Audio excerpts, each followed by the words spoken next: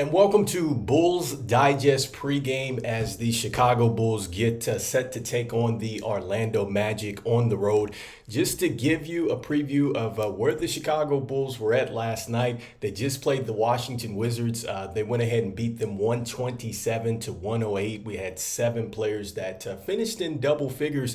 And I think that the key takeaway from last night's game was that the Chicago Bulls really played well together as a team. And I felt like that they really woke up after that first quarter, because after that first quarter, it looked pretty scary for the Chicago Bulls, but then they picked it up. You get a chance just to see, with the Washington Wizards, where they're at as far as trying to figure out where they're going in their rebuild process. And so, I think that the Chicago Bulls took advantage of a team that is not good defensively like the Chicago Bulls, but a great win for the Chicago Bulls to get this win. Now they have to shift focus and get ready here for the Orlando Magic. And so as we start to look at the preview for this game, I want to start with the injury report around both teams.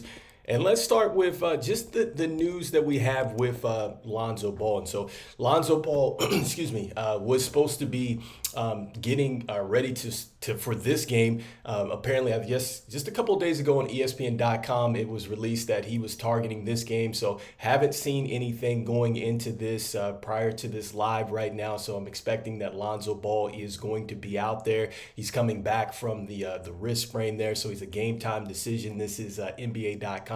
And I think that this is going to be huge for the Chicago Bulls to get Lonzo Ball back. One of the things that he talked about in his podcast is limiting turnovers. Like, the team has to limit turnovers and it needs to rebound well. And so I think that he's certainly going to help this team as far as eliminating those turnovers. And I really think that he's going to give an added punch to the bench. And I think that this is something that could really help this second unit, especially with Modest Buzelis getting a lot more time. You can imagine Lonzo Ball in the open court throwing lobs out there to Modest and really getting him going in that second unit. And so I think that the second unit is going to have a lot more punch. And I think defensively, we're not looking at Lonzo Ball as just being just an on-ball stopper, but I think, his basketball IQ is going to translate for us there defensively, and certainly he's going to help us out. And honestly, when he was out there, it doesn't look like he's missed too much of a step. I mean, I thought that he was still out there getting over screens and things like that, but that is something to monitor tonight with his wrist injury. Is he going to be able to hold up? And so they feel good enough to go ahead and say that this is the day that he would come back. So hopefully we get a chance to see a good showing from Lonzo Ball. And I think that he puts a lot of pressure on Billy Donovan if he does play well, because now, you're going to add him at some point. Hopefully we will get Patrick Williams back, which we're going to talk about. And so now you're going to have 2 more players back. You're trying to figure out this rotation. You're trying to figure out these younger players, and you're trying to figure out, what you're going to do with this roster. I think that is going to make it a bit more challenging for Billy Donovan now to figure out, okay, how do I get the best unit out there on a day-to-day basis based on how they're playing. And so next up with Patrick Williams. So Patrick Williams, haven't seen any real update with him other than that he was going to be sitting out. He still has the inflammation in the foot, and so I think he is with the team, but there has been no update. He's missed, I believe, 5 games going into this one. And so, with no Patrick Williams out there, then that means that I believe Ayo Dosunmu is going to be in the starting lineup, which means we're probably going to be going small tonight. So hopefully we get a chance to see some more Modest Buzelis tonight. I think that is really going to be the key for the Chicago Bulls. Really in every game moving forward, we need to see what we can get from Modest Buzelis. Then also too, Julian Phillips had a nice night last night against the Washington Wizards. So hopefully we get a chance to see him out there. Dalen Terry, I'm thinking he's probably going to play a little bit better than he did last night, but I always love the energy that I get from those players. But anyway, hopefully we see some more younger players in the absence of Patrick Williams. I think that THT did a great job stepping in, so hopefully we see some more of that. And so I think from an injury standpoint, the last thing to talk about for the Chicago Bulls is Jalen Smith.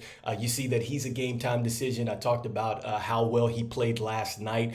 And so hopefully we do get him back there. I thought that he did a terrific job as far as running the floor for this team. And he had some great assists last night. I liked how they put him in like a little bit of a point forward situation. I talked about how he had a nice bounce pass to Josh Giddey. I don't know if it was the first or second quarter, but it was a nice play. And so hopefully we see that Jalen Smith continues to get out there. I think he's getting into a rhythm. I think he's recovered nicely from this knee injury, and it didn't look like he had really any limitations from the ankle, so hopefully he's going to be fine. And so now let's go ahead and push forward into the Orlando Magic, and their injury report. And so we know that Banchero is going to be out still with the oblique, and so he's been out, but the Orlando Magic have been just fine. Also, too, they have Gary Harris that is out with a hamstring, and so two of their players that are in the rotation, certainly, and we know what Banchero can do. He had a really good game against us last time, and so he's been out. But that leads us to really the second portion here of this pregame. We're going to be talking about just the comparison of the two teams, but I want to jump over into the chat real quick before I get into that. So it says, hopefully the Bulls win tonight, and this is Anthony Johnson. And so, yeah, man, hopefully. I think that this is going to be a great time for the Chicago Bulls to get a win, and a quality win at that, because the Orlando Magic, look, they've been doing their thing, even though they don't have their main player, which we're going to talk about this. And so I think that this is a learning experience for this Chicago Bulls team. And so I feel like, yes, this win would be great for the Chicago Bulls. Hopefully they win. I hope they show up, just like they did last night, but actually come out early and show up for this game, because I don't think you can fall behind with this team, and then you're going to be okay down the stretch. And so next up, D-Law says Smith, Sanogo, Williams as out. Yes, they are all out. Jalen Smith, so I didn't see that with Jalen Smith. I saw him as a game time decision. I just talked about that. I'll have to go back and look, but I knew Sanogo and Williams were out, but that is a tough break if they do not have Jalen Smith. That means that the team is going to be much smaller tonight, and so I'll definitely take a look. Next up, let's go ahead and jump into the comparison of the two teams. I think that this is going to be interesting because, like I said, even though Orlando doesn't have their main piece out there, this is still a tough team, because this team has won 9 of its last 10 without Banchero out there, and so that they're going to be a tough team. And then with Franz, look, he's playing very well. He's 16th right now in the NBA at 27.6 points. I think he's averaging 7 assists and 2.3 steals. I think last time his game was limited against us in a game in which we won. So he's playing at a high level right now. So I think certainly that is going to factor in. And when you look at the rankings right now, the one thing to take away here is that Orlando is a very good defensive team, because right now they are holding teams to right around 102.1 points per game. So that is very good defensively, what they have done. I believe over the last 8, they've done a great job as far as holding opponents to 100 points or less. So they're doing a great job in this win streak that they have. And this is a team that is going to be optimistic or on the defensive end. Like, they're going to try to take advantage and be very optimistic and try to turn you over, because right now they're one of the top teams as far as turning teams over. I think currently right now they're 5th for 16.7 at 5th in the NBA as far as turning people over, so turning opponents over. So I think that this is going to be a challenge for the Chicago Bulls. I think that is probably one of their toughest things this season, is just trying to get over the turnovers. And so hopefully this team can limit those turnovers. And I think for the Chicago Bulls, limit the turnovers, and then you're also going to have to continue to score, because they're averaging 117.9 points per game, which is 5th most. So this team is going to have to score the basketball, put a lot of pressure on that defense, and hopefully we are not beating ourselves. So it is going to be an interesting game tonight. So that leads me to the next portion, and just really looking at some of the players to look out for on both teams tonight. So let's go ahead and bring that up. And so starting with our team, and so the projected starters, I talked about Ayo, who's going to be in the starting lineup. And so I think that this is a great time for Ayo to really continue off of what he did last night. Hopefully he can continue on and really find his way after a slow start. I think he had a pretty good a great defensive game, last game against the Wizards. And then in the box score, look, he had 12 points, he had 3 assists, he had 2 steals, 3 rebounds, he had a block, he was plus 22 out there. So a whole bunch of activity from Io. And I think right now, the key for him is continuing to get that 3-point shot to fall, not shooting it very well. And that was pretty much a good strength of his last year. So hopefully we get a chance to see that. Josh Giddey, I think he did a great job yesterday and really just setting the table out there. He had 8 assists. He was a plus 14 in the box score, 4 rebounds, 11 points. And the one thing that I talked about with him yesterday is just his ability to get to the free throw line. Like, it's okay to draw contact, and he's finishing at the free throw line, which is a good thing. So hopefully, Josh Giddey can continue to build on that. And I think just across just pretty much every network, I think that the real theme for him is just confidence. And so, since that game against Cleveland, it seems like that he's been building on the confidence and just really controlling the things that he can control, which is go out there, do that skill set that you have, which is assist the ball at a high level and hit the boards. And I feel like offensively, those opportunities are going to come to you, because I talked about the bounce pass that he got from Jalen Smith. So he understands how to set up a player for a back cut. Those are going to be easy baskets, and he's also going to be able to get easy baskets in transition as long as he's running, even though he's going to be still starting those. I just talked about him getting to the free throw line, so he's going to have an opportunity to offensively get it going tonight. So hopefully he can continue with that. Kobe White had a very good shooting night after that first quarter. I think he really got it going, and so hopefully Kobe White can continue to stay a little bit more consistent with it. His numbers have not dipped. In fact, I believe his assists, or not his assists, but his steals totals are actually up. That's a great thing. And then as far as the scoring, it's actually taken an uptake. And so that was one of the things that we were wondering, would it take a hit with Lavine back? But he's really working well with Lavine out there, and Giddey. He had 21 points. He had 2 assists. He had 8 rebounds. He had a steal. He also had a block as well. And 5 of 9 from downtown, 7 of 13 from the field. So hopefully he can continue to stay consistent there.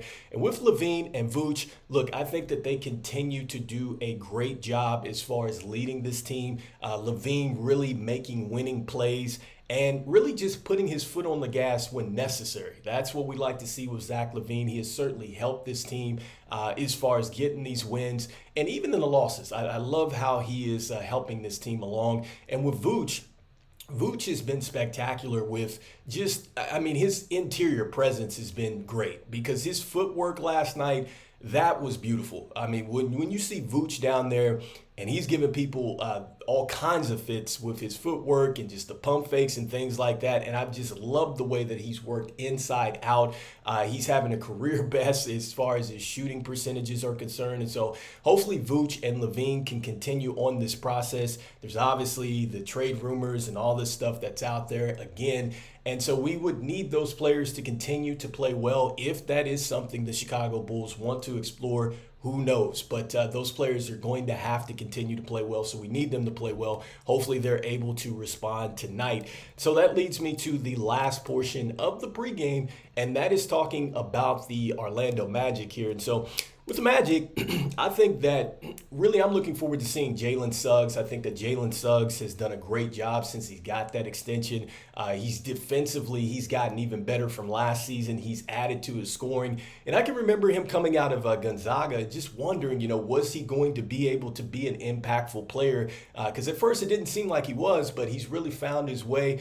He's a solid starter for this Magic team. And I think that, defensively, he's going to be an irritant out there. I could see Julian Phillips, Dalen Terry really blossoming into that role as they continue to get opportunities, hopefully. And so I'm curious to see what energy he's going to bring tonight. And then lastly, Tristan da Silva, I want to see him.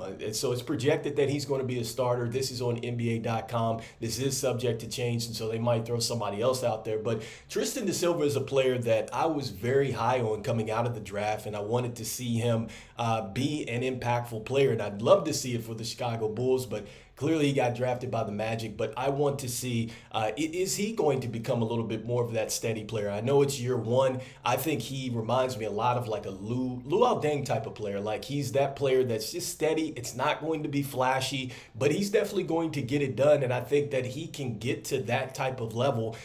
It's just going to be a matter of just like Modest, continuing to get reps, and hopefully, he's able to break through here. And so, with that being said, I'm going to hop over to the chat and see if we have anything else before we get ready to hop off here for this game that is coming up here in just a couple moments. But I want to thank everybody out there for tuning in to us in this pregame show. We'll be back for the postgame talking about, what the result was between this game. And so hopefully the Chicago Bulls can go out there and get this win. I think that it is something that the Bulls need to just really kind of build upon as far as winning habits are concerned.